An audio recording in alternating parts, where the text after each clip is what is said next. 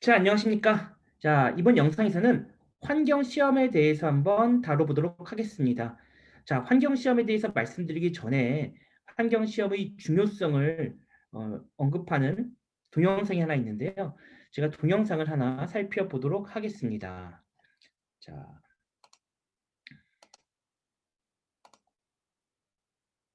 자, 동영상 다 같이 한번 보도록 하고요. 자, 여기에 이제 이 동영상은요, 아주 예전에 TV에서 했던 영상입니다. 어떤 내용이냐면 인도에 LG가 처음에 진출했을 때 굉장히 문제가 LG전자 TV에서 문제가 많이 발생했었는데 그때 어떻게 해결했는지를 클립 영상으로 제가 담아왔습니다. 자, 여러분 한번 그거 보시면서 환경시험의 중요성에 대해서 한번 살펴보도록 하겠습니다. 새로운 경제대국을 향해 11억 인구가 깨어나고 있는 인도. 이 거대한 시장을 공략하기 위해 세계 유수의 기업들이 각축전을 벌이고 있는 지금, 인도 가전시장에서 확고히 1위를 점하고 있는 한국 기업이 있다. 바로 LG전자다. 1990년대 중반 처음 인도 시장에 진출하면서 LG는 이질적인 문화, 40도를 오르내리는 무더위, 그리고 열악한 생산 시설과 싸워야 했다. 모든 어려움을 뚫고 드디어 현지에서 TV를 생산해내기 시작한 무렵, LG전자는 지금까지의 노력을 숲으로 돌릴 수 있는 난관에 봉착한다. 한 소비자가 구입한 자, 지금부터 잘 한번 들어보시기 바랍니다. 자, TV에서 어떤 문제가 발생했고 어떻게 해결했는지. TV에서 갑자기 불이 나는 사건이 발생한 것이다.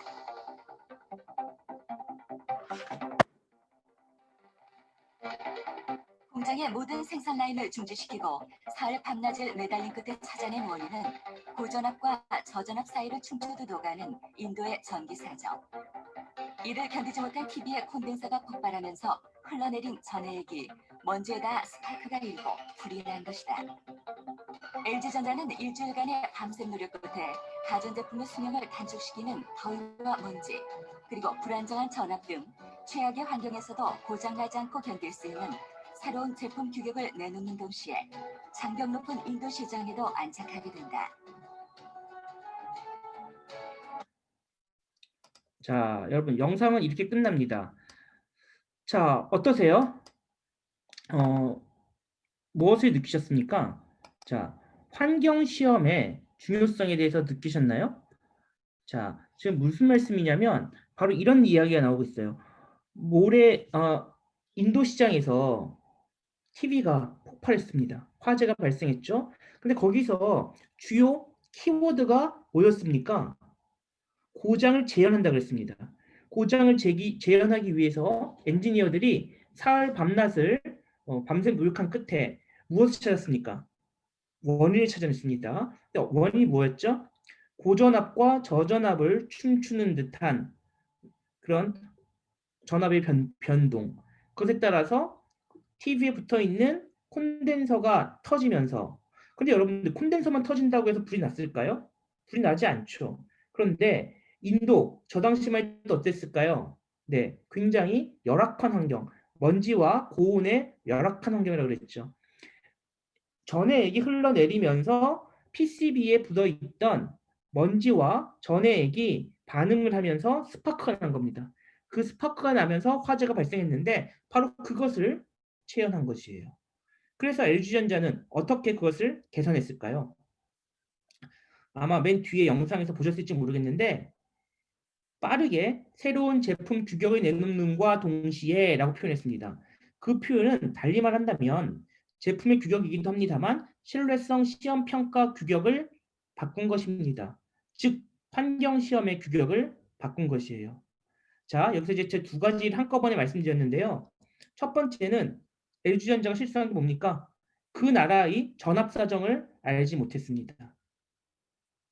우리나라나 선진국처럼 만약에 110V다 또 220V다 거기서 플러스 마이너스 이렇게 흔들리는 것이 아니라 중국, 인도, 남아프리카 공화국, 아프리카 이런 데들은 굉장히 많이 플럭추에이션이 심합니다. 그래서 사실은 삼성 냉장고도 남아프리카 공화국에서 터진 적이 있어요. 예. 그러니까 우리나라가 선진국에만 수출해보고 국내만 팔다 보니까 그 나라의 환경을 고려하지 못해서 발생한 사고다. 이렇게 말씀드릴 수 있겠네요. 그래서 환경을 이해해야 된다. 그 첫 번째 메시지가 이 영상에 담겨 있고요. 두 번째는 그것을 발빠르게 대응하기 위해서 무엇을 했다? 고장을 재현했다라는 것입니다. 그렇게 고장을 재현한 다음에 세 번째로 한 것이 무엇일까요? 바로 새로운 규격을 만들었다는 거죠. 시험법을 개선했다는 겁니다. 그래서 일주일 만에 원인을 찾고 개선해서 인도의 사고를 없앴다는 내용입니다. 그런데 말이죠. 사실은 제품 규격이라는 것은 달리 말한다면 무엇일까요? 설계 개발에서. 비싼 커패시터를 꼈다는 겁니다. 즉 전압이 오르락내리락 하더라도 용량이 큰 콘덴서를 장착을 한 거예요. 용량이 작은 걸 껐을 때는 갑자기 과전압이 흘렀을 때 콘덴서가 터진 일이 발생했지만 용량이 큰 콘덴서를 끼면 그런 일이 없겠죠. 네. 훨씬 더 비싼 것을 끼고 인도 시장에서 안착했다. 그런 내용의 동영상이 되겠습니다. 자, 그래서 이런 것처럼 말이죠. 어, 저희들이 쉽게 아마 여러분들께서 그런 환경 시험에 대해 이해를 할 수 있을 생각하고요. 그리고 제가 이제 몇 가지 시험에 대해서 좀 설명을 드린 다음에 LG와 삼성에서 어떠한 시험을 했는지 한번 설명해 드리도록 하겠습니다. 자, 그러면 환경 시험의 종류를 한번 살펴보도록 하겠습니다. 자, 여러분들, 제가 여기에 나와 있는 것은 IEC 또는 밀 스탠다드. 자, 밀 스탠다드 810 이렇게 H라고 붙어 있는데 요거 ABCD에서 F 다음에 G 다음에 H가 이제 죄송합니다. 밀 스탠다드 G가 등장을 하였습니다. G 다음에 이제 H인데요. 제가 이거 수정한다고 미처 수정 못했네요. 자, 밀 스탠다드 810 밀 스탠다드 810G와 IEC 이것은 미국의 국가 표준이고요. 자, IEC는 국제 표준이 되겠죠. 네. 자, 요거는 우리나라 국가 표준인데 국제 표준을 그대로 한국화합니다. 그래서 사실은 거의 우리나라 KS는 별도의 시험법은 없고요. IEC에 있는 것을 그대로 번역해서 사용을 하고 있습니다. 그래서 이제 부합화된 표준이다라고 말씀드릴 수 있겠는데 이렇게 국제 표준에는 말이죠. 번호가 있습니다. IEC 60068. 60068이 전기 장치들의 환경 시험에 대한 시험 평가 규격 표준이 되겠고요. 이것은 미 국방성에서 언급하는 표준이 되겠습니다. 자, 저온, 고온, 습도. 자, 습도도 다양하게 있죠. 40도 C 93%에서 하느냐, 30도 C 30도 C 85% 또는 40도 C 93% 또는 110, 120, 130에 85%도 있습니다. 가장 흔히 쓰는 게 8585, 85도 85% 테스트도 있고요. 네, 다양한 조건의 시험들을 갖고 있습니다. 자, 충격 시험도 충격, 충동, 자유낙하 해머 충격, 스프링 해머 충격, 전도 낙하 바운스 같이 다양한 종류의 충격을 언급을 하고 있고요. 진동도 크게 두 가지입니다. 랜덤 진동과 정연파 진동이 있고 이 정연파 진동이 바로 사인파 진동이 되겠습니다. 또 음향에 대한 노이즈 진동도 포함을 하고 있습니다. 자, 가속도, 곰팡이 시험 있고요. 부식도, 염수 사이클, 황화수소, 이산화황, 복합가스와 같이 다양한 종류의 가스를 활용한 부식 시험을 갖고 있습니다. 자, 모래먼지 시험 있고요. 저압 시험, 온도 변화, 화염, 기밀. 기밀이란 건 실링 시험이라고도 하는데 얼마나 우리 제품이 밀폐가 잘 되어 있는지를 확인하는 시험입니다. 밀폐가 잘 되어 있는 것은 여러분 어떻게 확인하면 될까요? 네. 일단 분해해서 안쪽에 방수 테이프를 이렇게 붙이고요. 완전히 결합을 합니다. 그리고서 물에 퐁당 빠뜨려요. 그리고 다시 꺼내서 제품을 분해해 봅니다. 근데 그 방수 테이프에 물이 들어갔으면 색이 변색되거든요. 그랬으면 우리가 기밀성이 떨어지는 것이고요. 그렇지 않고 방수 테이프에 전혀 물기가 없다라고 하면 이제 완전 방수가 된 것이죠. 그게 바로 기밀 테스트가 되겠습니다. 자, 그 다음에 물 테스트인데요. 기밀하고 물하고 기밀 테스트도 워터로 테스트하는데, 물로 테스트하는데 요 물 시험은 무엇이냐? 뭐 요렇게 반문해서 생각해 볼 수 있을 것 같아요. 자, 요거는 뭐 레인 테스트도 있고 다양한 살수 테스트들이 있는데, 기밀은 말이죠. 목적이 좀 다릅니다. 기밀은 아까 말씀드렸다시피 얼만큼 잘 밀폐됐는지의 시험인 거고, 물은 물의 수압. 예를 들면 레인이다 그러면 진짜 빗물을 내려봅니다. 그에 대한 압력. 그다음에 우리가 스프레이 워터 테스트 있어요. 우리가 저 자동차 세차장 갔을 때 강한 고압 살수를 하더라도 자동차에 붙어 있는, 예를 들면 무슨 뭐 주차 보조 센서라든가 요즘 전장 장치들이 외벽에 많이 붙어 있지 않습니까? 특히 사이드 미러에도, 여러분 그 사이드 미러도 다 자동으로 제어하잖아요. 안에 PCB가 들어가 있어요. 그럼 거기에 고압 살수를 하더라도 잘 동작하는지를 압력까지도 고려를 하는 것입니다. 그러니까 목적이 조금 다른데, 기밀보다는 그냥 물 자체가 불려졌을 때 제대로 버텨내는지를 확인하는 시험이 바로 요 물 시험입니다. 물과 기밀은 테스트 자체가 비슷해 보여도 좀 다르다 하는 것입니다. 방사선 또는 자외선 시험. 이것은 이제 세계 변색이라든가 또는 화학적 변화를 묘사하는 시험이 되겠습니다. 자, 제가 앞의 영상에서 납땜의 중요성에 대해서 말씀드렸습니다. 자, 여기 솔도링, 납땜 시험 있고요. 단자 강도 시험, 오염, 그다음 복합 시험들이 있습니다. 자, 복합 시험은 저온에서 스톱 사이클, 저온에서 저압, 저온에서 진동, 고온에서 진동. 네, 이런 시험들을 하고 있네요. 자, 그러면 아니 고온 시험도 하고요. 진동 시험도 통과했는데 굳이 왜 고온 진동 시험을 해야 할까요, 여러분? 어떤 이유 때문에 고온 진동 시험을 해야 할까요? 고온 진동 시험을 한다. 또는 우리 어떤 복합 시험을 한다 했을 때 그 이유가 무엇일까? 한번 생각해 봤으면 좋겠습니다. 네. 자, 단일 시험으로 충분히 검출이 안 되는 고장 때문에 바로 그러하겠죠. 자, 예를 한번 들어보겠습니다. 고온 시험이에요. 자, 우리가 예전에 말이죠. 80년대, 90년대 음, 선박을 통해서 TV를 수출했습니다. 그런데 말이에요. TV가 우리가 수출국에 도착했을 때 TV가 아예 동작을 하지 않는 그런 고장들이 몇 개 발생한 거예요. 그 이유를 봤더니 납땜되어 있는 데가 떨어져 있네요. 왜 납땜이 떨어졌을까 이거죠. TV를 아직 보지도 않았습니다. 운송밖에 하지 않았죠. 맞습니까? 자, 왜 그런가 봤더니 이런 거예요. 자, 배가 어딜 지나갑니까? 우리가 미국을 수출한다, 유럽을 수출한다. 그러면 태평양 또는 인도양 굉장히 적도까지 지나서 수출을 하겠죠. 맞습니까? 그런데 그 더운데 컨테이너 안에 TV 박스안이 얼마나 덥겠습니까? 열방산이 안 되니까요. 그러면 거기에 납땜이 이렇게 붙어 있는데 얘가 굉장히 뜨거워지면 떨어지진 않아요. 어떻게 될까요? 약간 납땜의 상태가 노골노골해진다 그럴까요? 왜 떨어지랑 말랑 할 게 살랑살랑 잘 붙어 있습니다. 마치 우리 어렸을 때 상처가 났을 때 상처를 막 뗄랑 말랑 하고 싶을 때 있을 거 있죠. 네. 그 떼면 아플 것 같고 안 떼기는 좀 거추장스럽고, 네. 고런 상태처럼 살짝 붙어 있는 거예요, 납땜이. 자, 근데 말이에요. 다시 그 나라의 적도가 아니라 뭐 미국이면 미국, 유럽이면 유럽에 도착을 하면 아주 단단히 결착이 됩니다. 떨어지진 않았으니까. 그죠? 근데 이 노골노골한 상태에서요. 진동을 막 태우죠. 그럼 어떻게 될까요? 얘가 노골노골한 상태니까 납땜이 똑 하고 떨어져요. 그럼 뭐가 발생해요? 오픈이 발생하는 겁니다.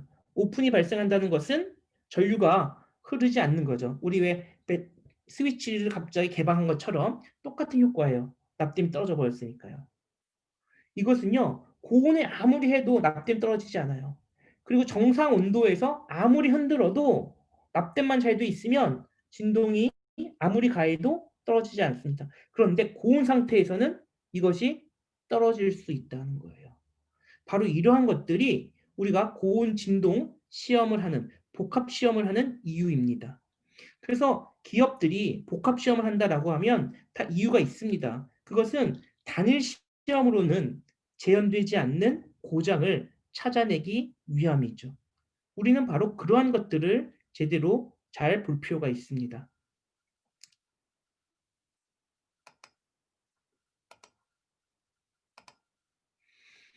자, 그러면 각각의 시험에 대해서 하나씩 말씀드려 보도록 하겠습니다. 자, 먼저 저온 시험입니다. 자, 저온 시험은 말 그대로 저온에서 문제가 발생하지 않는지를 확인하기 위한 시험이에요. 자, 여러분들, 과거에는 저온 시험이 그렇게 중요하지 않았습니다만, 최근에는 특히 현대자동차 같은 경우엔 굉장히 중요하게 여겨집니다. 자, 어느 경우에 그럴까요? 자, 제가 예전에 우리 연구실에 있었던 대학원생 중에 그 러시아에서 온 학생이 있었습니다. 그 러시아에서 온 학생의 말에 의하면 한겨울에 러시아의 그 하바로프스크라는 지역에 살다 온 친구인데 정말 춥대요. 예. 그럼 아침에 시동이 잘 걸리지 않는다고 합니다. 그러면 그 아빠 어떻게 할까요? 예. 그 러시아 사람들 어떻게 하는 줄 아세요?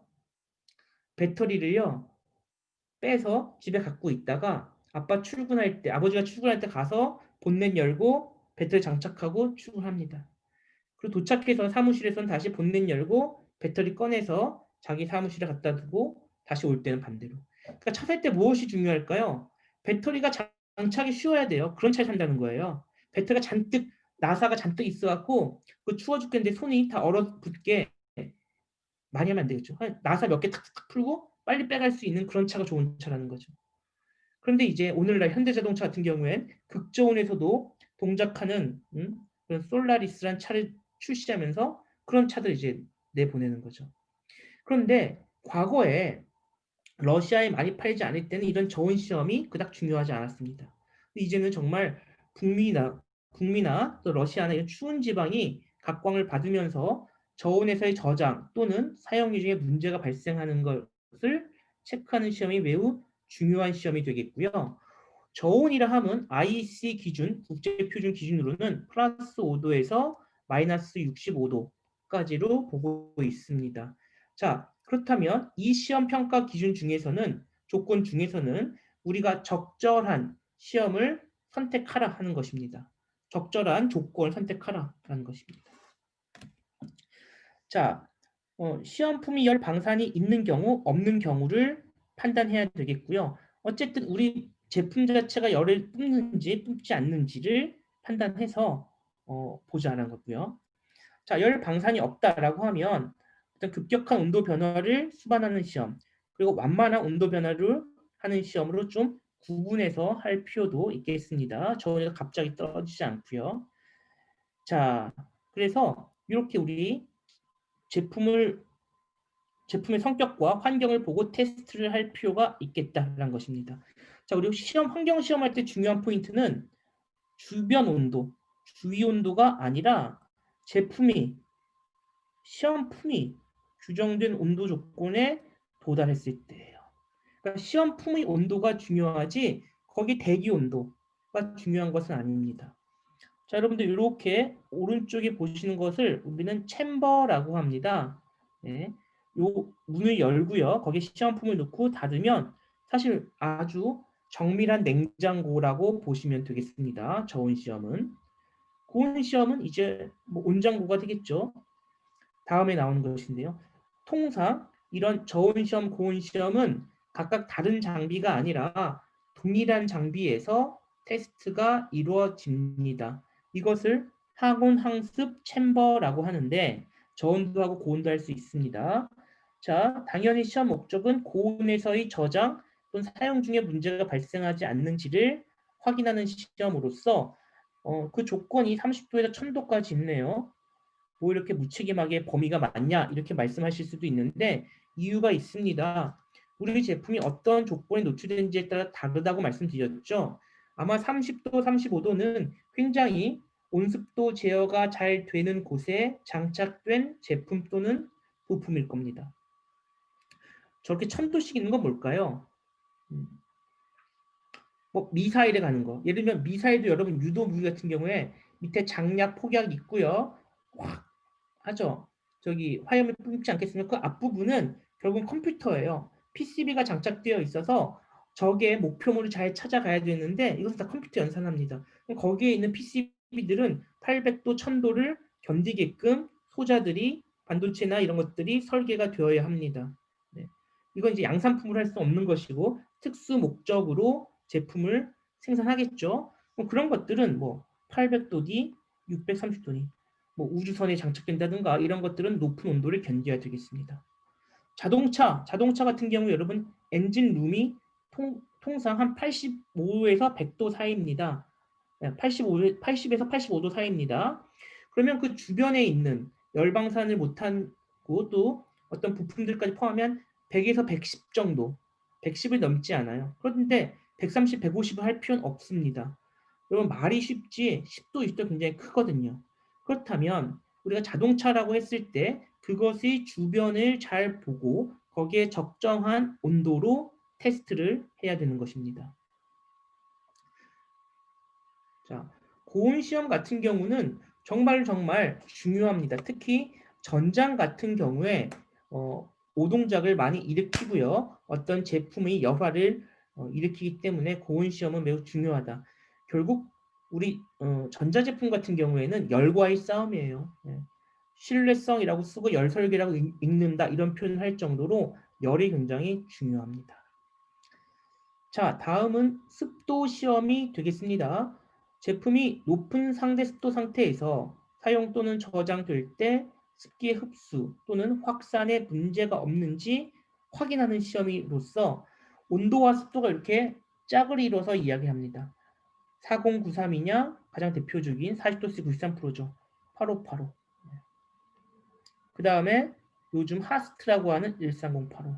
이게 가장 대표적이에요. 4093, 8585, 13085. 13085를 아마 여러분들이 기업에 가시면 많이 들어보실 거예요. 하스트 시험이라고 합니다. 자, 요거는 130도씨 85%니까 굉장히 높은 수증기압을 갖는 상태에서의 시험이 되겠습니다. 자, 여러분들 여기서 제가 한번 퀴즈 한번 내보겠습니다. 여러분 한번 생각해 보시죠. 자, 이 습도 시험은 습도에 대한 영향을 보는 시험이라고 말씀을 드리지 않았습니까? 자, 여러분들 그렇다면요. 4093이 더 어려운 시험일까요? 8585 시험이 더 빡빡한 시험일까요? 어느 게 더 가혹한 시험이 되겠습니까? 4093, 8585 어느 것일까요, 여러분들? 습도가 높은 거니까 93%가 더 악조건의 시험일까요? 아니면 85%가 더 악조건의 시험일까요? 네. 이것만 갖고 알 수가 없습니다. 그래서 어떻게 해야 하느냐? 우리가 그 제품에 영향을 미치는 수증기 압을 계산을 한번 해 보아야 합니다. 자, 습도 시험의 영향은 아까 수분 흡습에 의한 어떤 스웰링 현상, 뭐 이런 것들은 제가 앞의 영상에서 설명드린 바 있기 때문에 생략하도록 하겠습니다. 자, 이 습도 시험의 가혹도는 매우 중요합니다. 여러분들 이것은 꼭 한번 주의 깊게 봐주셨으면 좋겠습니다. 고온 고습에서 가혹도를 결정하는 것은 곧 수증기 압이라고 할 수 있습니다. 자, 이 4093, 8585, PCT 하스트 이렇게 있는데 이 PCT 시험 있다가 사라졌어요. 자, 왜 사라졌을까요? 한번 보시면 40도씨 93%, 습도 40도씨에서 습기가 가는 거죠. 85도씨 85%입니다.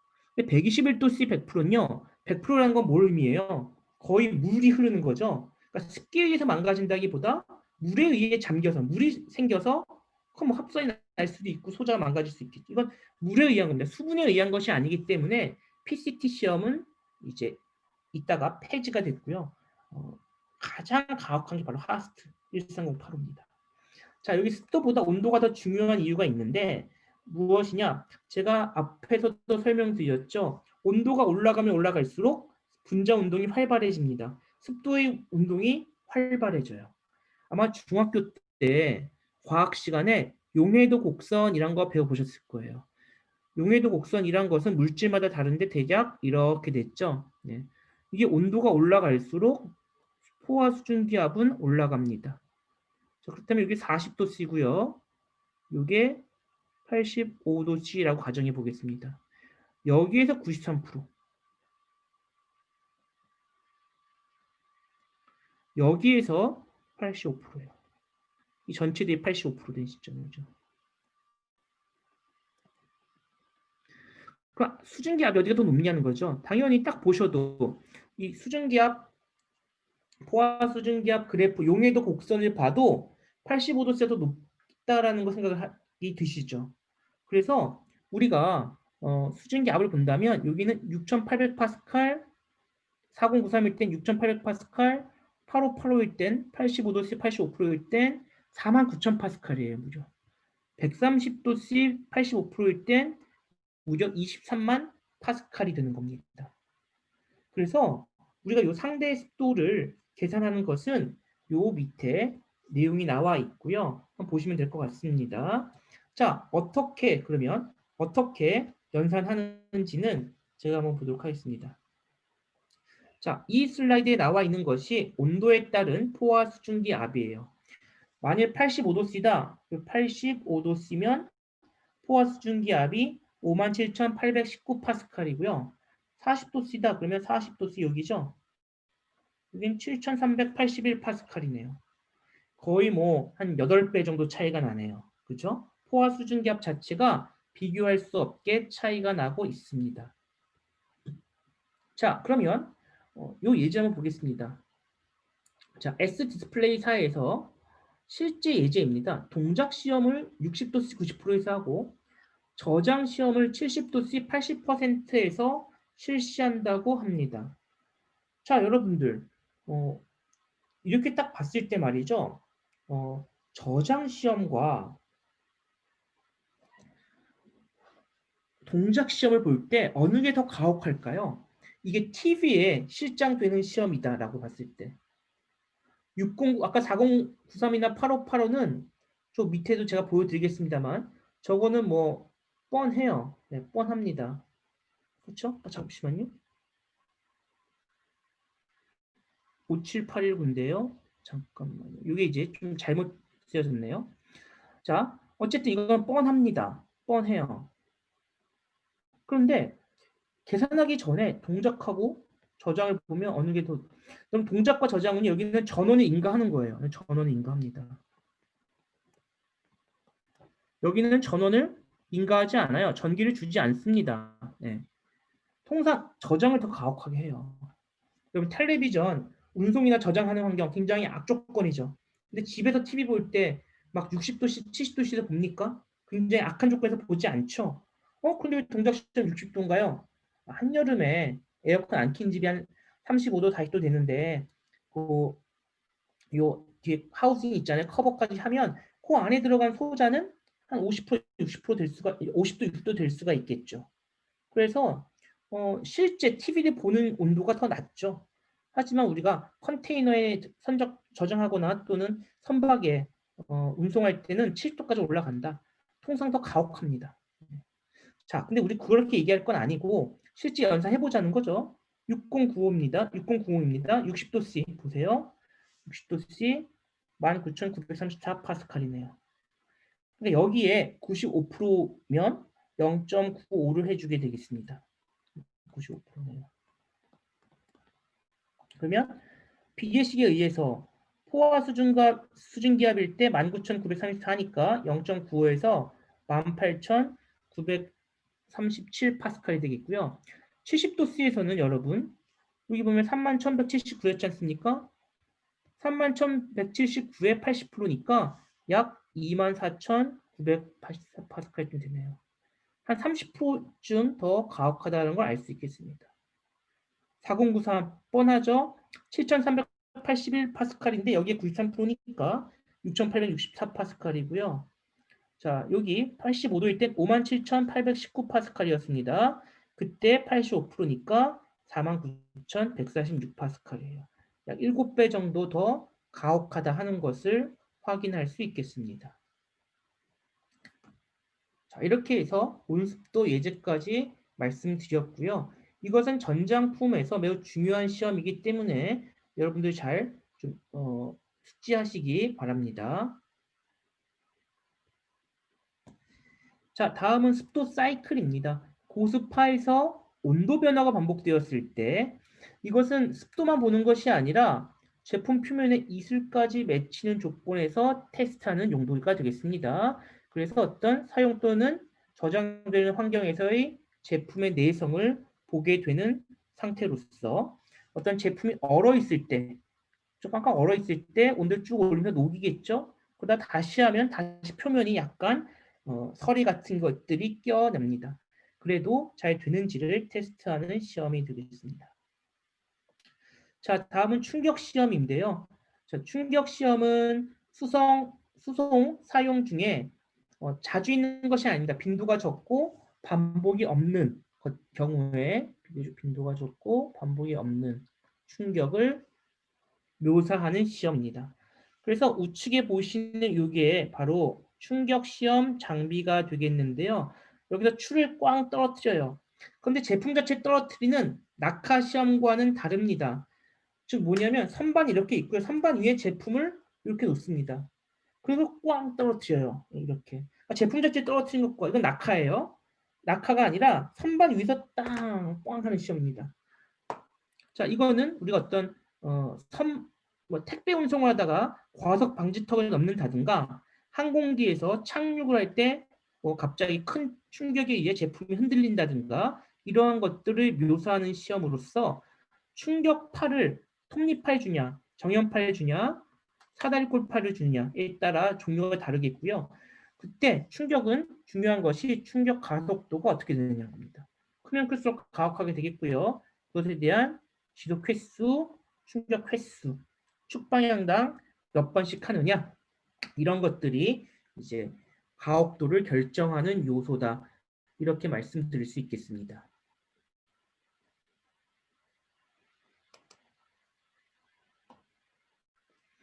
자, 그래서 시험 조건은 한번 보시면 되겠고요. 피크 가속도를 150, 300, 500, 1000 이렇게 두고 있는데 기기의 종류에 따라 다릅니다. 지상에 설치된 제품, 뭐 튼튼한 포장 상태에서 도로, 철도, 항공기에 운송한다 그러면 한 150 메타퍼세컨 제곱에 한 11 마이크로세컨 정도 가는 것이고요. 차량, 철도, 항공기에 고정해서 수송되는 것들은 300 또는 18 정도, 300m/s 제곱에 18ms 정도 가는 것이고요. 고르지 않은 상태의 도로를 고정하지 않고 운반되는 제품에선 500ms 제곱에 500m/s 제곱에 11 마이크로세컨 정도, 밀리세컨 정도 이렇게 가져가게 되겠습니다. 그래서 이 종류에 따라서 어떻게 유출되느냐에 따라서 가혹도가 달라지는 것을 확인할 수 있겠습니다. 자, 다음은 자연 낙하 시험입니다. 자연 낙하 시험은 수송 중에 또는 취급, 수리할 때도 마찬가지인데 작업을 하다가 떨어뜨리기 쉬운 시험품에 대해서 작용을 하게 되겠고요. 충격 시험과는 다릅니다. 이거는 제품 자체를 떨어뜨리는 거예요. 자, 여기 보시면 여기 제품 이렇게 올려놓고요. 우측 그림 있죠? 요 선반을 이렇게 내립니다. 얘 딱 내리면 그냥 떨어지겠죠? 예, 혼자 그냥 바로 선반 없이 떨어지는 겁니다. 자, 여기는 밑에 콘크리트 바닥면을 둘 수도 있고요. 강판을 둘 수도 있고, 뭐 목판을 둘 수도 있는데요. 이것들은 무엇을 묘사하느냐에 따라서 콘크리트며 바닥면은 굉장히 딱딱한 면을 묘사한 것이죠. 네.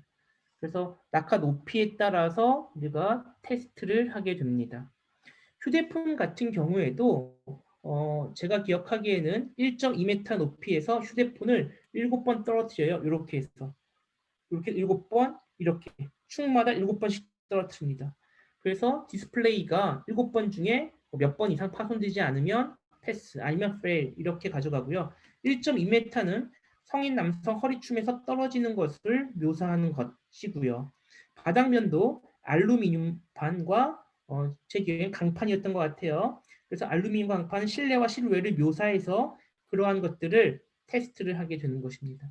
실제 휴대폰 회사에서 그러한 식으로 테스트를 하고 있죠.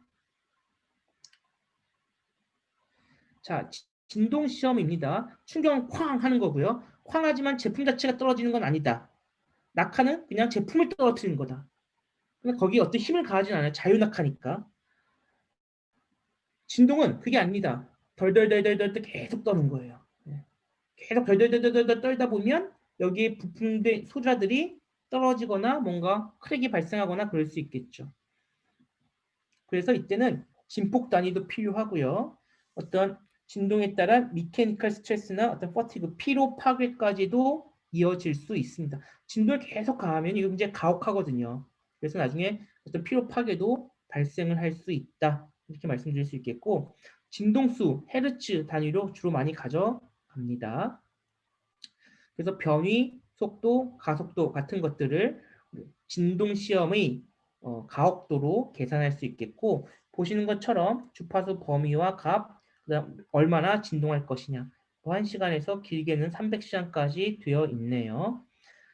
자, 랜덤 진동은 회전체, 차량 선박 항공기에서 발생되는 랜덤 진동에 대한 것이고, 우측 보시는 것처럼 여기서 여기 계속 이렇게 이 부분이 계속 흔들리는 겁니다. 상당히 시끄러워요, 이 장비는. 네, 여기 이렇게 모니터링이 가능하죠. 자, 다음은 염수 분무 시험이 되겠습니다. 자, 염수 분무 시험은 말 그대로 염수 분무, 그러니까 소금기가 있는 것을 막 뿜어요. 그래서 내 열화성에 대한 비교를 하거나 보호피막의 품질 또는 균일성을 조사하는 시험이 되겠습니다. 염 용액 농도를 5 플러스 마이너스 1%, 시험 주의 온도는 한 32도, 시험 사이클, 한 사이클당 시험을 얼마나 할 것이냐 하는 것들, 이런 것들 알려줄 수 있고요. 그 다음 염수를 뿌리고 2시간 뿌리고 7일간 방치해라. 이걸 4번 해라. 이런 거고요. 2시간 뿌리고 22시간 방치해라. 그리고 이걸 3번 해라. 엄격도가 이렇게 다를 수 있습니다. 같이 2시간 뿌리더라도 장시간 고온에서 방치하다 보면 아무래도 부식이 조금 더 많이 발생할 수 있겠죠. 그래서 이렇게 염수 분무 테스트도 있을 수 있습니다. 자, 그 이외에 염수 이외의 시험은 가스 부식 시험이라고 하고요. 이산화황과 황화수소를 갖고 시험을 할 수 있습니다. 이산화황 시험은 오염된 대기에 의한 접점 또는 접속부의 부식 효과를 평가하기 위함이고요. 황화수소 또한 비슷한데 접속부에 사용되는 은 또는 은합금의 부식 효과를 보기 위함입니다. 그러니까 일반적인 것은 이산화황, 그렇지 않고 은 부분, 은에 반응하는 것이 황화수소이기 때문에 황화수소 시험을 통해서 은 부분이 부식이 되는지를 테스트하는 시험이 되겠고, 아래와 같은 조건과 사이클을 갖고 있습니다. 이런 조건과 사이클은 참고 삼아 보시기 바랍니다.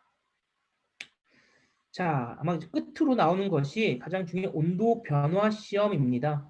주위 온도의 급격한 변화에 견디는 능력을 확인하기 위한 것이고요. 자, 이렇게 온도가 여러분 이렇게 갑자기 슉 펴갈 수 있을까요? 참 어렵죠? 확 떨어뜨려서 저온에서 한참 있어요. 그리고 정상 조건이 있고 다시 고온에서 한참 있는 시험입니다.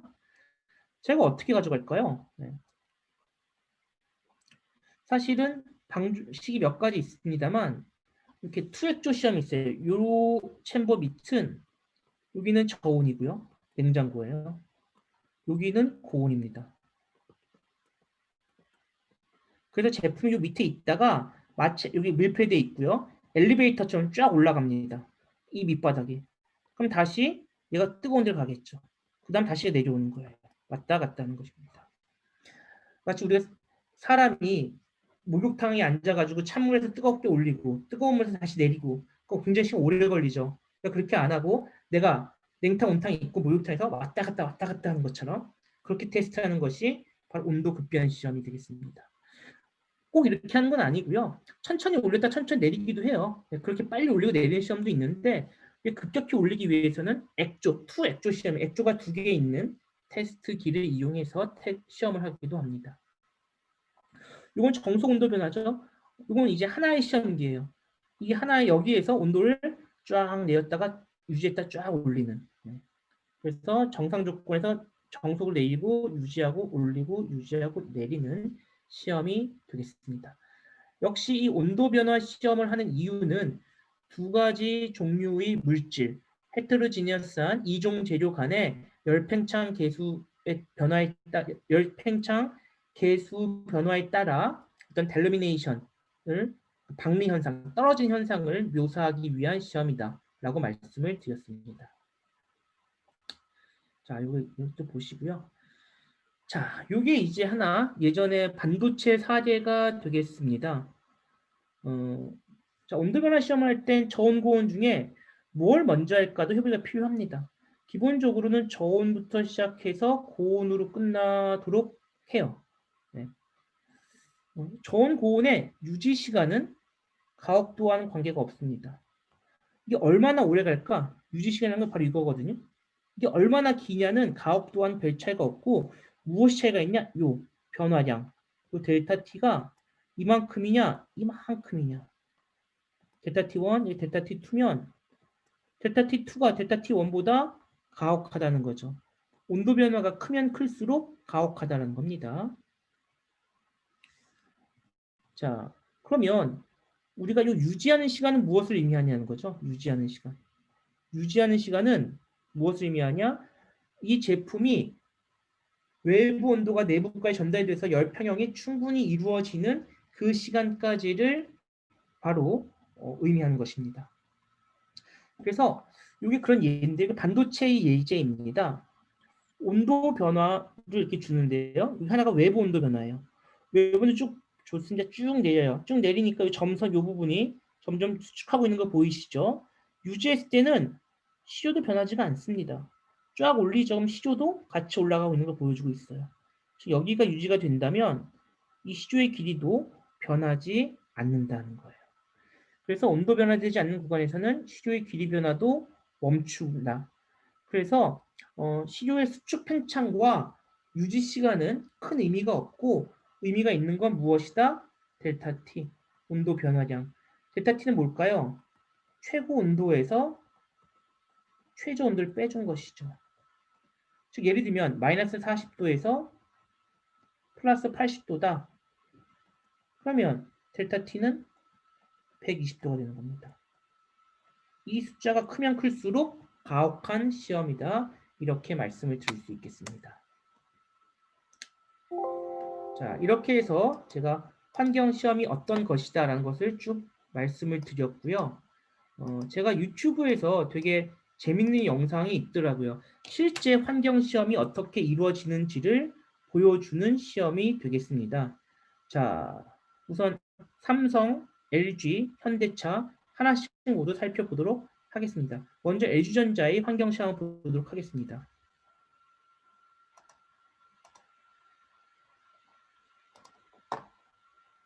자, 여러분 잘 한번 보시기 바랍니다. 오늘 배운 내용들이 대부분 나오고요. 꼭 배우지 않은 이 삼성전자, LG전자의 노트북의 시험평가 사례인데요. 노트북에 특화된 시험들도 있으니까 같이 한번 보도록 하겠습니다.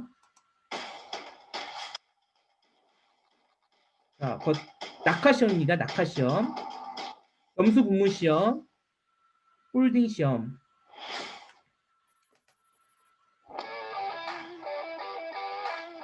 자, 온도 시험이죠. 고온에서 테스트하는 겁니다. 이제 챔버에 넣고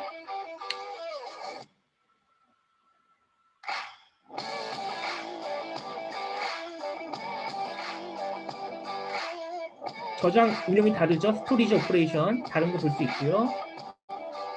오프 염수 영역을 24시간 방치합니다.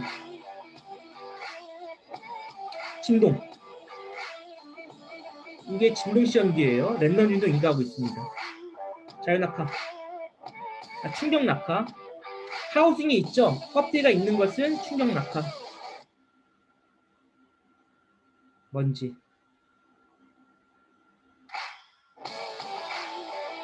힌지 내구성.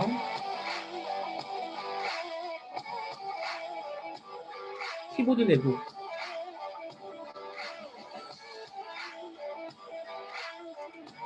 흔들어 보는 겁니다. 휘어 보는 거죠. 압력 시험. 전자파우스.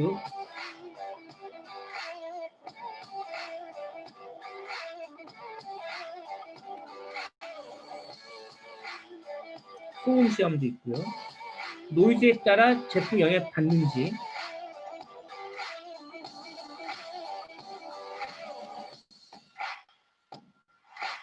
낙하입니다.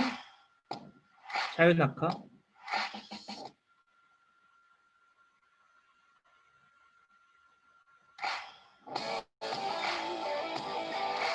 열구도 떨어뜨려 보고요. 충격. 충격은 이렇게 선반 있는 상태에서 하고 있죠. 선반 있는 상태에서 한다. 충격 시험.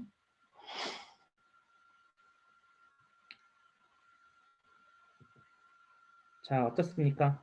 잘 보셨나요? 네. 이게 이제 LG 시험이 되겠고요. 한번 현대자동차 신뢰성 시험 동영상 한번 살펴보겠습니다.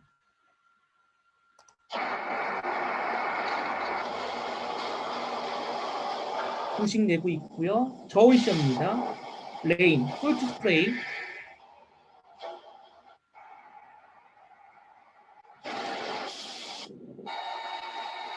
스노잉 테스트.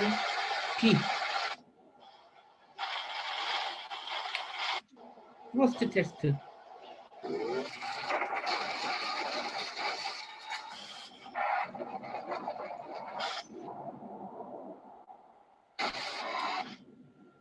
심슬로 주행 제한. 더스트, 먼지 있는 구간 통과.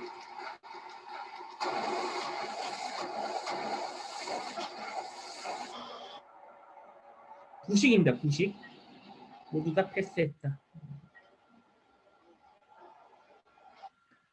이게 이제 아반떼 실제 실차에서 했던 시험이 되겠습니다.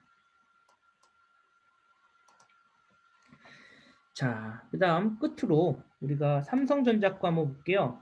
요거는 한 3분짜리 동영상인데 삼성전자에서 여러분들 그 옛날에 폴더폰 있었습니다. 폴더폰을 삼성이 얘기했던 내구성과 좀 환경 시험만 꼭 국한된 건 아닙니다. 그 다음에 미국의 어떠한 그 시험 평가했던 사람이 좀 가혹하게 했더니 야 삼성의 의견, 삼성의 주장이 다르다 이런 것들을 언급한 적이 있었어요.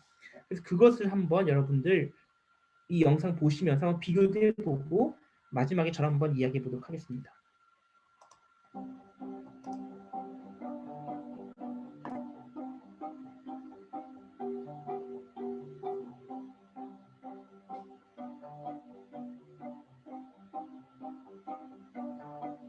미국 사람이 한 거예요.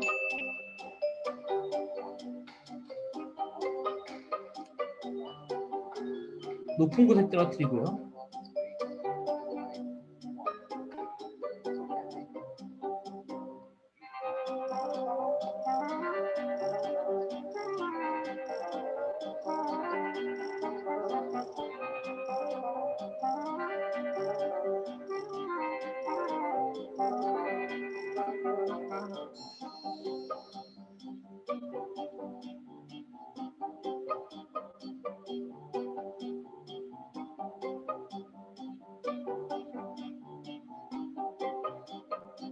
이거 따로 마시냐고?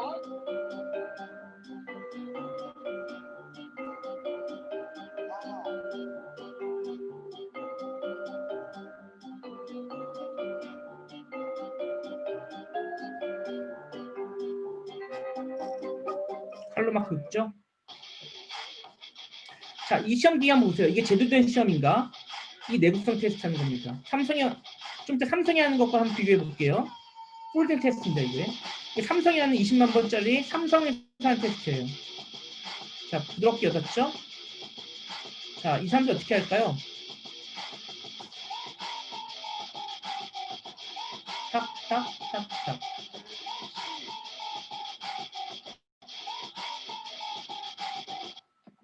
이렇게 접는 겁니다.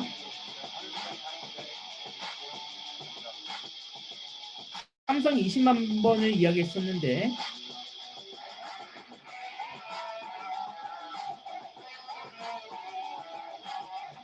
대체 하얀 줄이 발생했죠. 12만 번에서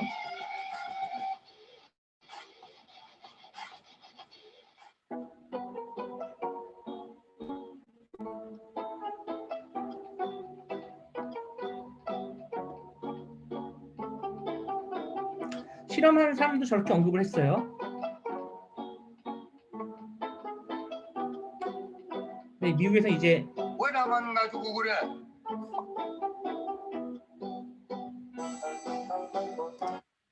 자, 잘 보셨나요? 자, 여러분 마지막 영상 어떠셨어요? 제가 그냥 재미로 보여드린 게 아닙니다. 마지막에 환경시험 갤럭시 폴드 어떻게 테스트했죠?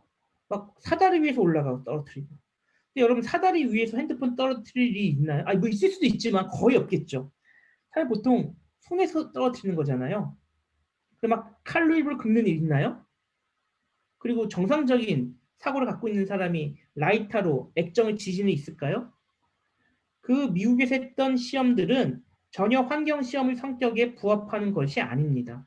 제가 어떤 국내 기업을 편드는 것이 아니고 그런 식의 환경 시험을 해서는 안 된다는 거죠. 근데 그건 그럴 수 있다 치고 그건 장난이라고 치고요. 아까 내구성 테스트에 삼성건 어떻게 했죠? 부드럽게 열고 부드럽게 여는 마치 사람이 열고 닫는 사람 한 손을 열고 닫지 않습니까? 그 정도의 힘인데 미국에서 했던 건 탁탁탁탁 이런 식의 전혀 기계적으로 큰 압력을 가하고 바로 피워내는 그러면서 매우 빠른 시간에 반복하는 테스트입니다. 전혀 현실을 묘사하지 않은 거죠. 네. 사실은 굉장히 악의적인 목적으로 만들었던 것 같긴 한데 오히려 12만 번이나 버텼다는 게 더 놀랍다라는 영상이었습니다. 자, 결론을 말씀드리면 환경 시험이 되든 수명 시험이 되든 결국은 무엇을 재현해야 된다? 필드의 고장을 재현하는 거예요. 필드의 조건을 묘사하는 시험입니다. 그렇다면 거기에 부합되게끔 시험이 설계되어야 한다는 것이죠. 그런 차원에서 여러분들이 이번 영상에서 좀 그런 인사이트를 좀 가지시길 바라고요. 특히 각각 시험이 어떤 목적으로 어떻게 수행되는지 정도는 아셨으면 좋겠습니다. 그 학생 여러분들이 어떤 기업에 취업했을 때 각 가보면 기업에 제품 스펙들이 다 있어요. 그런데 그 스펙대로 시험을 하기보다는 이게 왜 그런 목적으로 왜 이렇게 하는지 어떤 목적으로 하는지 이 숫자가 왜 이 숫자인지를 끊임없이 의심하고 확인해 보시고 그 숫자가 정말 합당한 것인지 그 시험 조건이 합당한 것인지 고민해 봐야 되겠습니다. 자, 그러면 이렇게 환경시험 영상 마치도록 하겠습니다.